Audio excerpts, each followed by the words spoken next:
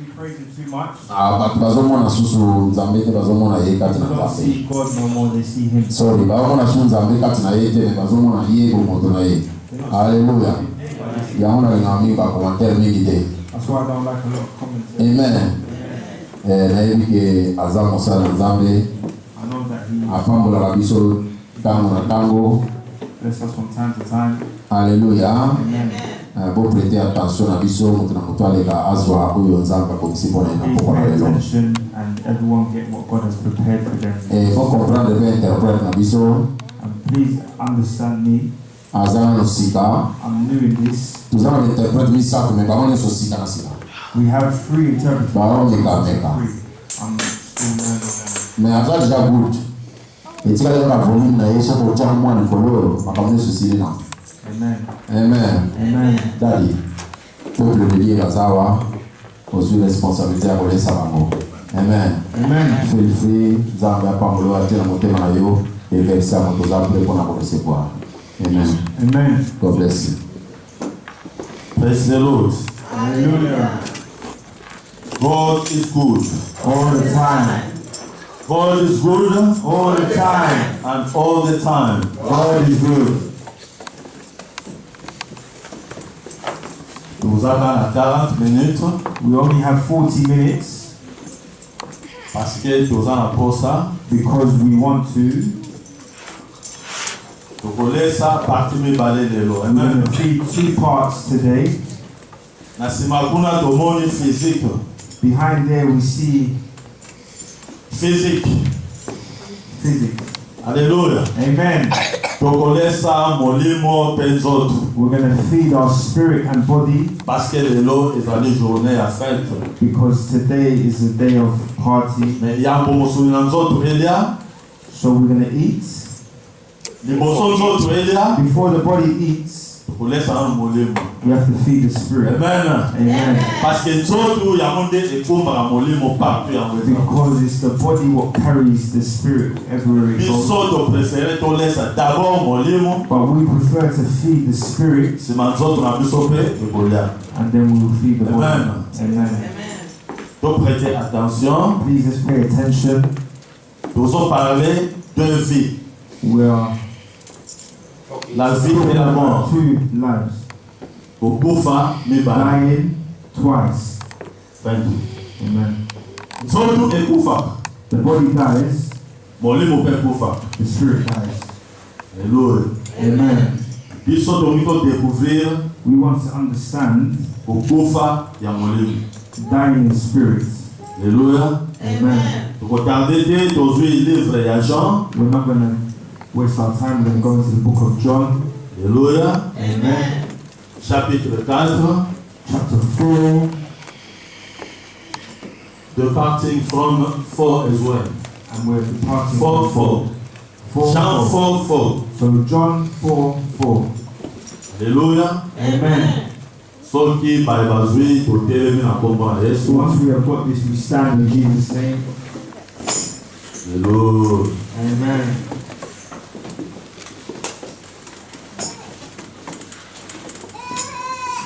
Par bazui rapidement pour ça laisser pas de quoi avant de faire un puceau. Those who have it, please help others who are finding it difficult to find it. Praise the Lord. Hallelujah.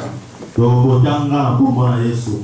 We're going to read in Jesus' name. Comme il fallait qu'il passe sur la Samarie et qu'il arriva dans une ville de Samarie nommée Sachar, près du champ que Jacob avait donné à Joseph son fils. Là se trouvait le puits de Jacob. Jésus, fatigué du voyage, était assis au bord du puits. C'était environ la 6e heure, c'est-à-dire midi. Une femme de Samarie vint puiser de l'eau. Jésus lui dit, donne-moi à boire. Car ses disciples étaient allés à la ville pour acheter des vivres. La femme samaritaine lui dit, comment toi qui es juif, elle me demande-tu à boire, à moi qui suis une femme samaritaine? Les Juifs, en effet, n'ont pas de relation avec le Samaritain. Jésus lui répondit, si tu connaissais les dons de Dieu, et qui est celui qui te dit, donne-moi à boire, et tu l'aurais donné de l'eau vive. Amen. Amen. Seigneur lui dit à la femme, tu n'as rien pour puiser. Non, la femme dit à Jésus, tu n'as rien pour puiser. Et le puits est profond. D'où aurais-tu donc cette eau vive? Es-tu plus grand que notre père Jacob, qui nous a donné ce puits, et qui en a bu lui-même, ainsi que ses fils et ses troupeaux? Jésus lui répondit, quiconque boit de cette eau aura encore soif. Mais celui qui boira de l'eau que je lui donnerai n'aura jamais soif. Amen. Amen. Amen. Amen. Tu vas te la comprendre. Sit down in Jesus' name. Bali mami encore, Reverends, tu allez koyoka femme samaritaine, we're hearing as a Samaritan. en cas pour Jésus-Christ. On one side, Jesus Christ. Moi si oyo ye na Yesu bazalaki koyoka na te selon les coutumes. The woman with Jesus never got along because of the culture. Jésus-Christ juif selon moi soyo. Jesus Christ a Jew. Ces femmes oyo azali samaritaine. La femme était samaritaine. Moi si azalaki samaritaine. The woman was a Samaritan. Alléluia. Amen. Yesu asengi moi si oyo mari.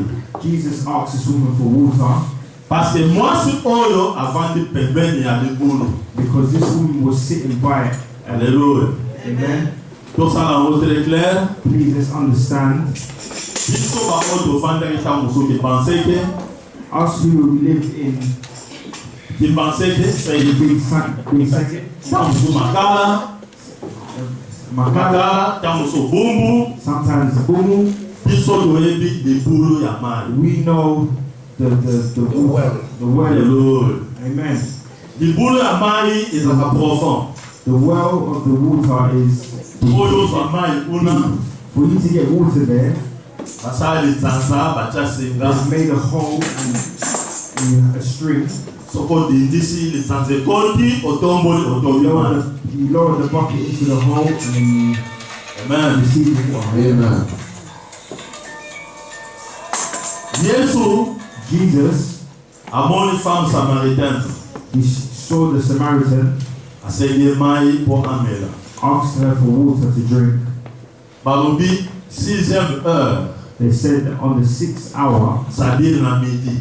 it means in the afternoon. Toyebi na midi, soleil ezaka vraiment piquant mutu. We know in the evening it is Midday, the midday, the sun is so hot. the sun shines, it's very Des hot. temps oyo ngai na yo tomona vraiment posa mali. And this is the time where we want to drink water. Et Jésus-Christ asengi mwasi oyo mali. And Jesus Christ asked this woman for water. Alléluia. Amen. Mwasi alobi, The woman replied, na kotala yo boye yo na ngai toza ekolo moko te. looking at you, me and you are not from the same country. Yo ozali moyuda, You are Meuda. nga naza samaritain.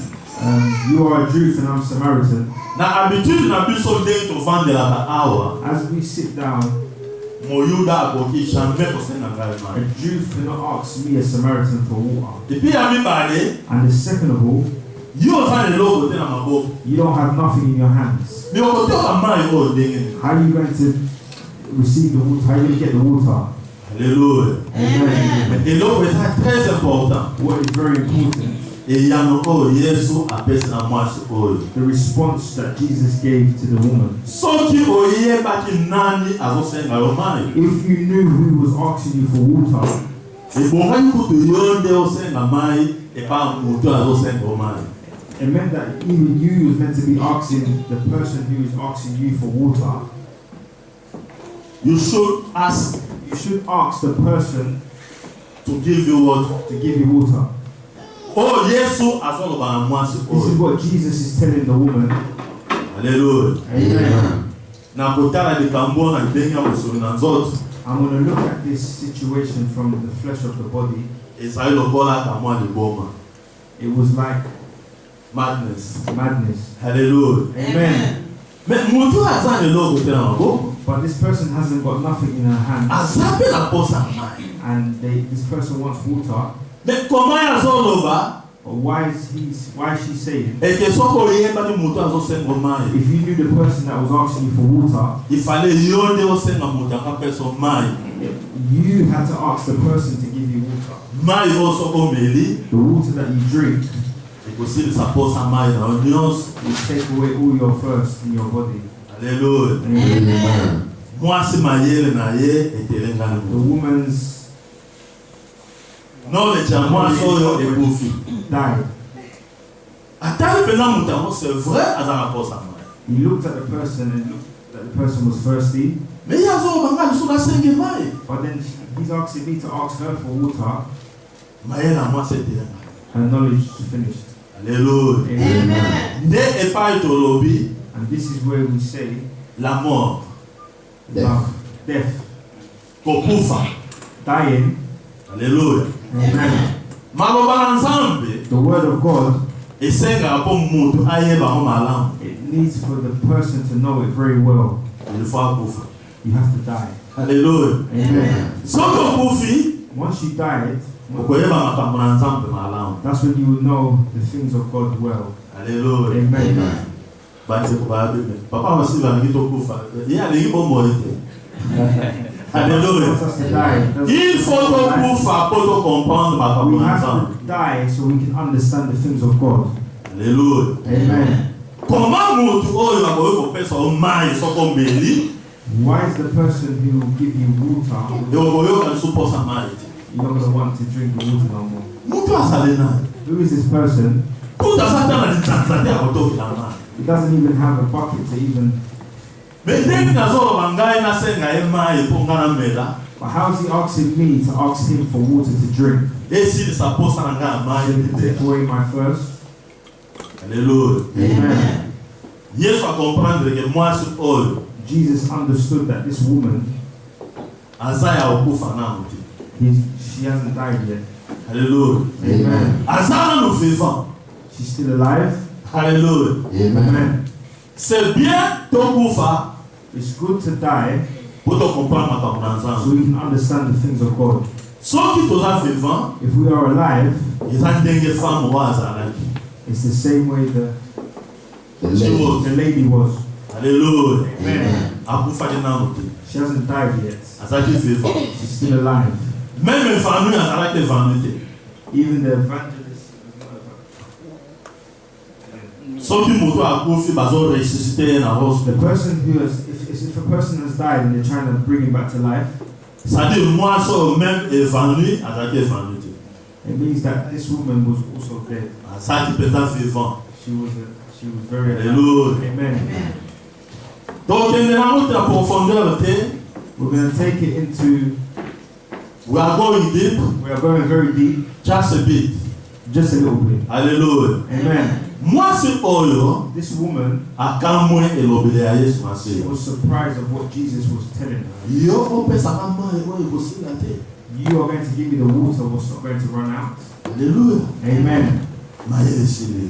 Her knowledge just died. Yesu ndiye mopesi mai oyo ya libela. Jesus is the giver of water for life. Alléluia. Amen. Soki apesi yo mai omeli, Once he gives you water and you drink it, okoyokaka lisusu posa ya mai. you're not going to want more water.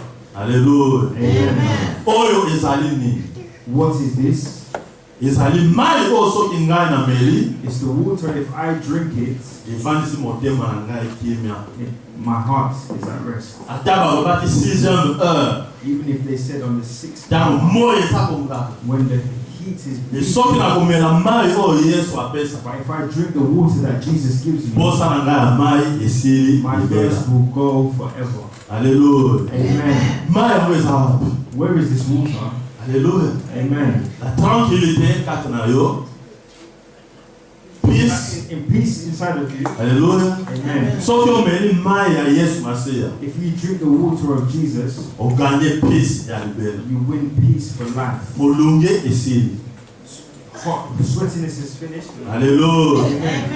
Alléluia. Amen. Yesu Masiya mopesi mai ya soro. Jesus Christ is the giver of the true water. Ye mo babenya eau vive. Him himself calls it Eau vive. Oviv, Living water. Alléluia. living water. Omoni mai oyo. See this water? Yango tobena en Afrique eau vive. This is what we call living water. Alléluia. Amen. Eau vive.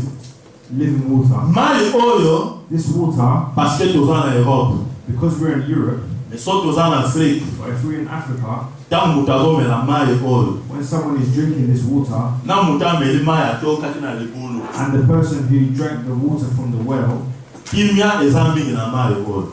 peace is in this water here, you see. Alléluia. Amen. Parce que tomoni ke mai oyo eza traité, Because we can see this water has been treated, eleki na balaboratoire, it's gone through the lab. ntango tozomela mai oyo, As we are drinking this toza water, na kimia kati na biso. we have peace inside of Nde us. lolenge Yesu ayebisaki femme samaritaine oyo. And this is the same way Jesus told the Samaritan. Soki oyebaki moto azosenga mai, If you knew the person who is asking you for water, yo tolingi osenga mai vive.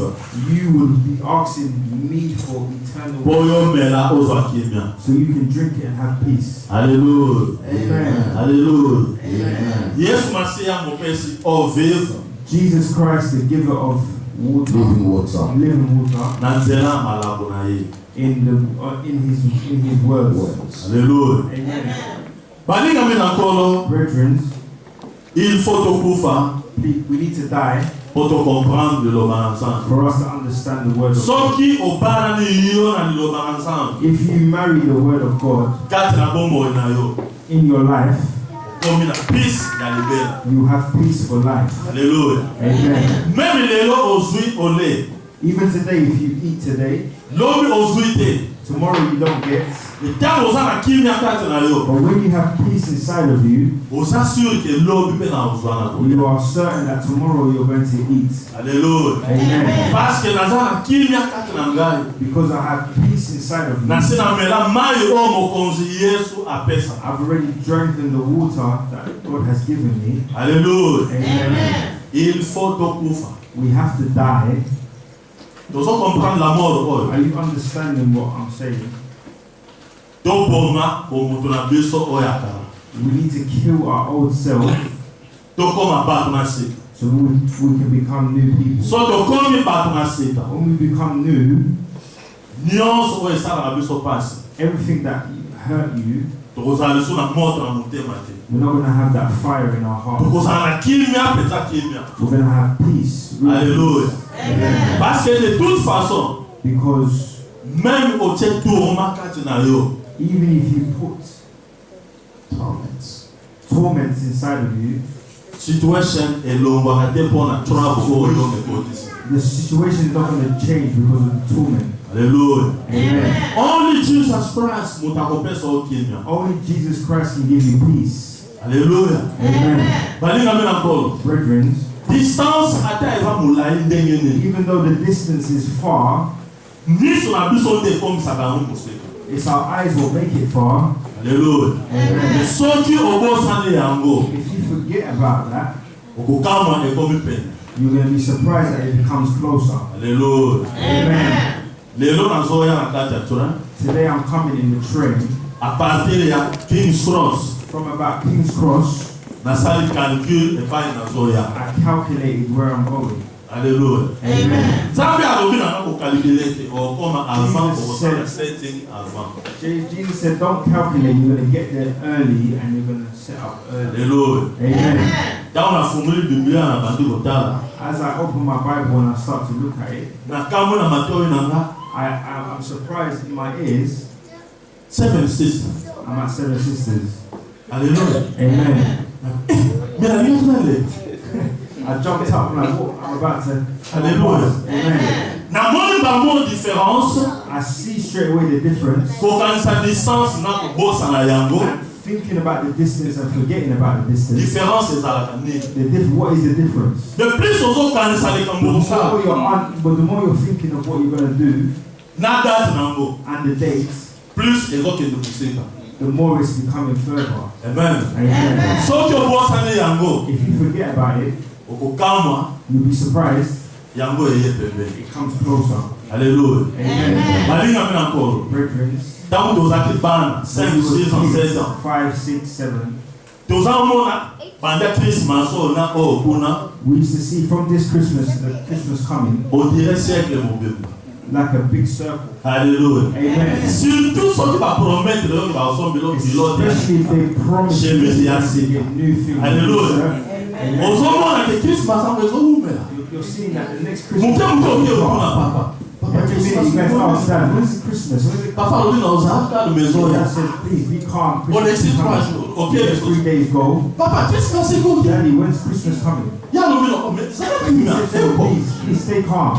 Alléluia. Amen. Parce que au tema traditionnel Put your thinking into musika far. This, yango pe Christmas pe ekeye that's why Christmas is going far as well. Alléluia. Amen. Situation nyonso ekozwa biso kati na bomoi na Every situation will come to you in your life. soki tokotia nkolo yesu liboso na yango If we put Jesus first, tokomona yango ebosani we will see that it will come closer. okokama mokolo yango ekoki You'll be surprised that they will just come. Oh, lelo ezali jour oyo today was the bapesaki day yo promese that they promised me. baopesa yo eloko moko They're going to give you something over there. promese ekoki But it's already come. ekoki lelo But it's today. Wow.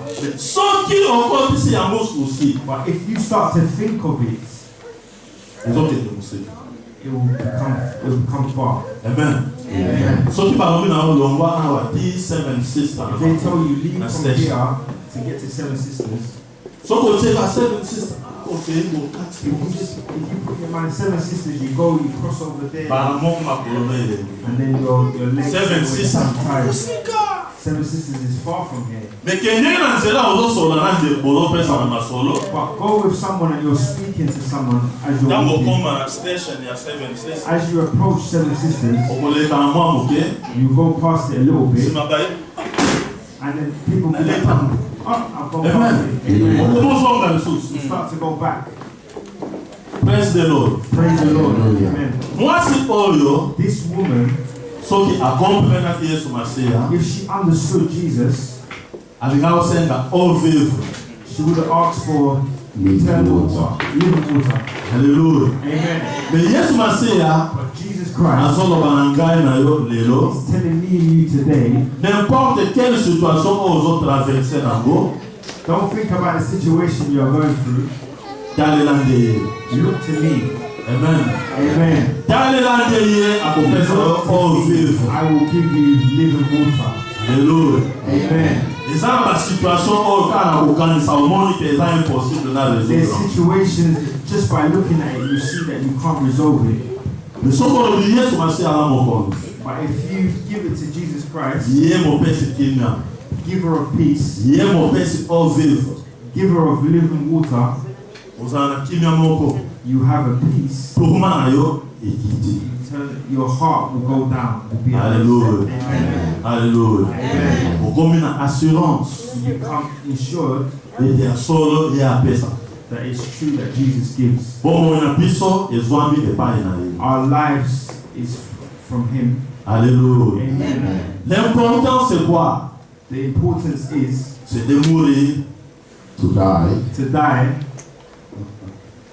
yo français eza mwa makasi eza il faut okufa You need to die mpo oyamba makambo na nzambe to receive the kingdom of soki okufi God. Once you've died, ozobanga lisusu lewa te you're not scared of death no more. oso oyebi te naza nanga deja akufa You know that I'm already dead. makambo nyonso oyo ezoya Everything that is coming, oyamba yango facilement you will receive it mais easily. soki ozali na bomoi But if you are living, ntango na yo eza vivant some of you is living, ntango na yo eza ya kokufa some of you is dead. makambo na nzambe The things of God ekomeli yo pasi becomes hard. alleluya Amen. kokufa na kovivre na kati ya yo motu moko c'est quoi Dying and living inside of you is what? Ils allaient tant haut au Seigneur de pas ensemble. It's the time that we ask from God Nansela est bon délit. through prayer. Donc on va diviser. You become divided. Parti moko essaie de dire que Nzambe a fait ce dit. One side has accepted that God has given, Parti moko ils ont posé la est-ce que. and one side is asking if. Alléluia. Amen. Ceux qui sont conditionnels. If conditional, Au dominion. you kill everything. Alléluia. Amen. Dans le bâti awa, We say agape, ils ont unconditional love. is unconditional love. Alléluia. Amen. Nzambe alingaki biso atingaki mwana na ye. God loved us so much that He sent His only Son, Yesu Masiya, Jesus Christ. de façon que on nyonso akondima ye, Anyone who believes in Him akopérir te kasagozo will akombo not nase. perish but will have eternal life. Alléluia. Amen. Croire en Jésus-Christ. Jesus Christ, Dime na ye, believe in Jesus Christ, wana osobiki deja. then you are saved. Alléluia. Amen. Alléluia. Amen. Mutu akoli kozala guéri, mais aza sauvé te. A person could be living but is not saved. A person is healed but is not saved. Alléluia. Amen. Alléluia. Amen. Toyekolaki lisese awa ya dit le preux. We learn about the Bato zombie bazalaki na maladie ya maba. 10 people who had illness of lepers. Bango nyonso babetaki pe. All of them got healed. Alléluia. Amen. Mais kaka moko azalaki sauvé. There was only one that got saved. Mpona nini ye azalaki sauvé? Why was he saved? Ye akufaki mpenza. Because he died eternally. Bible elobi na biso, The Bible says, tuons notre passion de la jeunesse. Toboma passion na biso ya bomwana. let us kill our passion of our childhood. Anyway, that's correct. Alléluia. Amen. Soki tobomi passion na biso tokomi vraiment bana nzambe. If we kill our passion, we become true child of God. Boye tozala sauvé lokola moto wana. Then we'll be saved like that person. Alléluia. Amen. Parce que 9 ntango bamoni babeti, Because 9, once they see that they've been healed, bachange na bango nzela. they change their direction. Kasi moko wana But that one, ayebaki ke ngai ifo nazonga direction oyo that I have to go back to this masiya direction, alobaki bokende komona where Jesus said, go and see bato bakozwaka bakombo na bino. people are going to take your names. Me na nzela bango nyonso 10 babeti. But on our journey, all 10 got saved. 9 wana basali nzela mosusu. 9 turned away. Kaka moko azongi na nzela oyo bango bawuta. Only one went back to the journey that they left. Alléluia. Amen. E wana abika. That's the one who got saved. Bika ya solo solo. Got saved truly. Alléluia. Amen. Ngai na yo Me and you, totala let's look lisese ya mwasi oyo samaritain. at this woman, the Samaritan. Mwasi oyo so tolandi lisese oyo tina suka. If we followed her to the end, Azalaki sauvé. she was saved. Amen. Amen. Parce que l'interrogatoire Jésus-Christ akendeki na mwasi oyo deep. Because Jesus Christ took this woman deep. Ya ayebaki koconfesse She knew how to confess ke azalaki na mobali te. that she didn't have a man. Ezalaki mpe facile moto aloba ana aza na mobali. It was easy for a person to say, I've got a husband, a man. Mais du fait qu'ayaki kocomprendre oyo azali mobikisi, But because she understood that this is the Savior, akonfesaki nyonso she tuti ya ye. confessed everything to him. Na suka azalaki sauvé. At the end, she was saved. Amen. Amen. Enakolika ke mai oyo ya solo azwaki yango. And she received the true living water. Alléluia. Amen. Parce que ameyambolaki mobimba epai na Yesu Because Masiya. she embraced Jesus Christ. Alléluia. Amen. Alakisaki verité na ye nyonso. She told her truth, showed everything of her. Nde na ndenge abikaki yango. And this is how she got saved. Balingami na nkolo. Brethren, Ngai na yo na poko na lelo. me and you this afternoon, Esengeli tozwa décision ya we solo. need to take a true decision. Olanda likambo na Nzambe ndambu te. Don't follow the things of God. Landa likambo na Nzambe mobimba na yango. Follow the things of God. Ata bakoseka yo na baninga oyo bino bokola na Even if bango. they're going to laugh at you with the people you grew up with, Yo talela nde Yesu Masiya. you just look to Jesus. Alléluia. Amen. Parce que ezali facile te kokufa. Because it's not easy to die. It's not easy to die. Because it's not easy to die. C'est difficile pour kufa. It's difficult to die. Alléluia. Amen. Pour ngana kufa, For me to die, na changer ezalenanga, to change my ways, c'est sa décision. it's a decision. Alléluia. Amen. Décision na conserver les temps. The decision is that I'm going to follow Jesus Libéra. for life. Dans telle direction, I look at that direction, I'm going to go forever. Même nous sommes en coup dans le là. Whoever I meet with on that journey, Du fait que mon tour dans la zone d'accord ça n'a because of the person I'm following doesn't lie, Du fait que la promesse était à Bokosa. because he doesn't have a promise that he is lied about, Nazan assurance que na I sauvé. have assurance that I'm going to be saved. Alléluia. Pourquoi balinga mena encore? Die, brethren, Balinga mena encore. brethren. Yesu Masia alobi na ona poka lelo. Jesus Christ is telling you this afternoon, Fungo tisana kati let him into your heart avant dakati na yo. so he can La rest. décision na nyonso ezala orientée par lui. All the decisions you're going to make. Alléluia. Amen. Alléluia. Donc comme la carte na biso, Let's sweep out our inside. ton corps c'est le temple du Saint-Esprit. Allow the Your body is the temple of the Holy Spirit. So na yo ezali ndako ya molimo sana. Your body is the temple of the Holy Spirit. Comme la ngo malamu. Brush it well. Molimo santo ya avant la carte na The yo. Holy Spirit can come and sit in you. Alléluia. Maso oyo mona ka difficile. The things that you find difficult, Obando ndima mona mesala meti. you're going to believe that it's happened, but it hasn't happened. Alléluia. Eleti malamu mutu oya ndimi eloko na monite. It's good for a person to believe into something that they haven't seen, Que ose la omona na musimo ndima. for you to see first and then believe. Alléluia. Amen. C'est oyo This preaching elobi na biso is telling us vraiment toza na posa mai oyo Yesu apesa. we really need the living water. Tango si tosengi apesi biso yango, When we ask for it, He will give it to us. tokomi na 30 il était, We have peace. tokomi na peace, We have peace. peace wana eumela libera kati na That biso. peace to stay forever and ever. Alléluia. Amen. Balinga bina kolo, Brethren, tika nzambe apakola biso. let God bless us. Amen.